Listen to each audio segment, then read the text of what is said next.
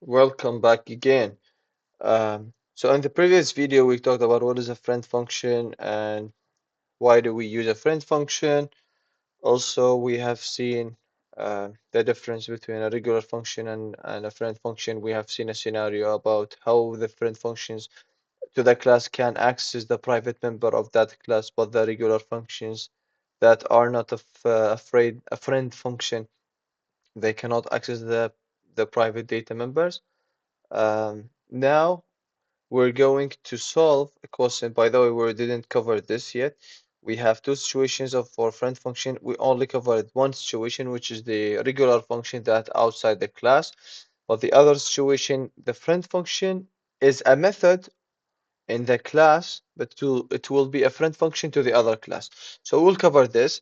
But first, let's solve this question together. This question will demonstrate how a friend function can be a friend to two classes, two different classes.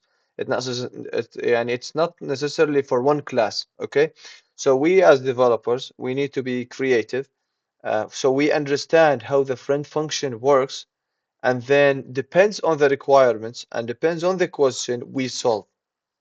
Okay, so we cannot just stick with, okay, a friend function can be a friend to one class and it receives an object of the type of that class. No, this is not always the case. It depends on the requirements we do. And we're going to see this with this example, and I'm going to do it from scratch step by step so everything become clear.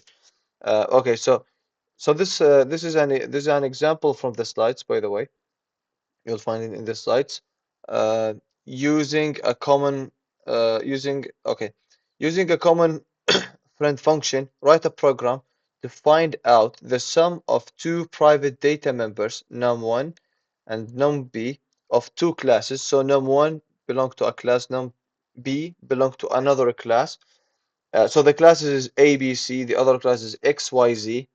So until here, things are clear. Assume that the prototype of the friend function for both the classes will be in add like this.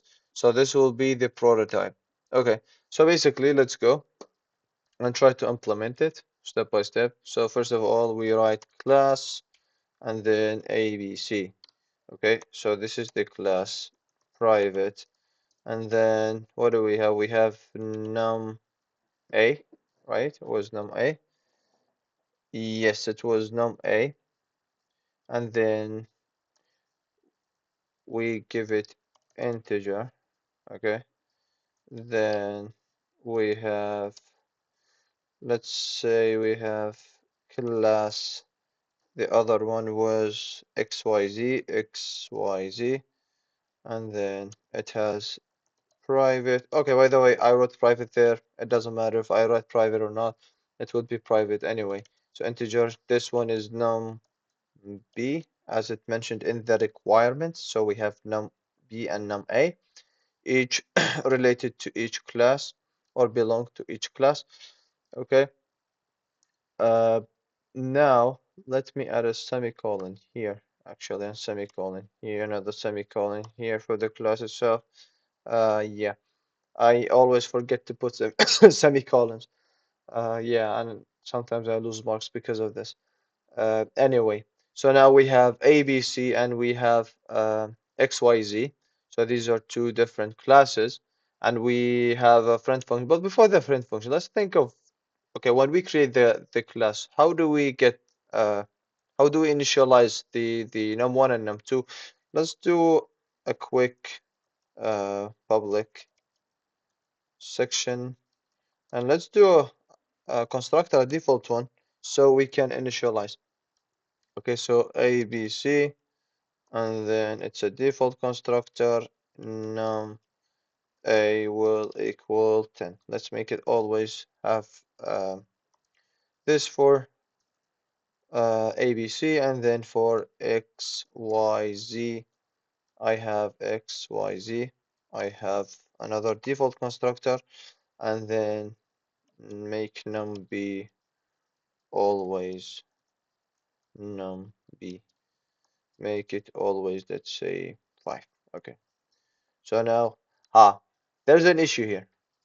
Before I solve it, think of it. What did I miss here? Okay, if you guess it correct, which is the public, because the constructor should or must be public, otherwise it won't work when you create an object out of it.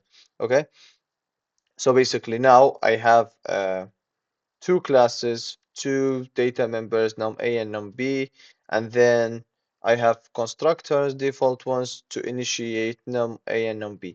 Now it says, the requirement says, using a common friend function, write a program, find out the sum of two private data members of two classes. So I need to find the sum of numA, uh, numB and numA. And we can achieve this by writing a friend function. Okay, so let's go and write a friend function, which we have the signature of it, or the prototype. Let's just get it. Okay, now when I put it here, I have an issue because functional, okay, not found. So this is a signature. What do we make it return? Okay, so we need to think if it's two numbers, both numbers are integer, this function is supposed to return an integer, right? So this is how it goes. And then here, let me add it to the XYZ class. Okay, so now I have it in both classes. Um, function definition for add not found. Yes, of course, it's not found. Now, let's go and define the friend function. Now, integer, and then add, and then it will take two different parameters, a, b, c. Let's say obj1. I'm gonna name it object1, and then x, y, z. I'm gonna name it object2, and then inside I am going to return the summation of both, which means object1 dot what? Dot numA. Okay, plus object2 plus numB. Okay, now I'm having an issue. Can you guess why I'm getting this warning before I hover over it? Now I am hovering over it. Read the error message, try to figure out what is wrong here. Yes, exactly. We missed the friend keyword in both classes. Friend. Okay. So now I have a friend function for both classes. Okay. So now I have add here and add here. Okay. I still have an error here. What is this error? Member function ABC now is inaccessible on line 8.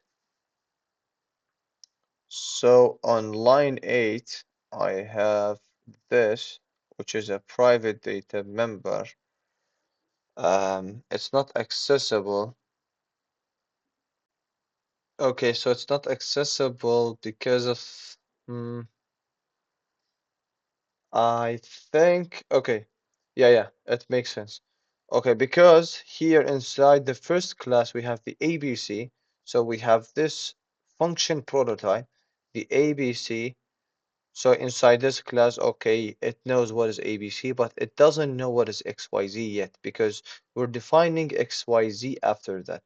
So in order to get rid of this error, we need to do the forward definition of a class. We just need to do class XYZ, which means I'm telling the compiler later on I am going to have a class called XYZ. And this is how we get rid of this error. Okay, so now if I am going to go and test my code to see if it's going to work or not, I need to create two classes.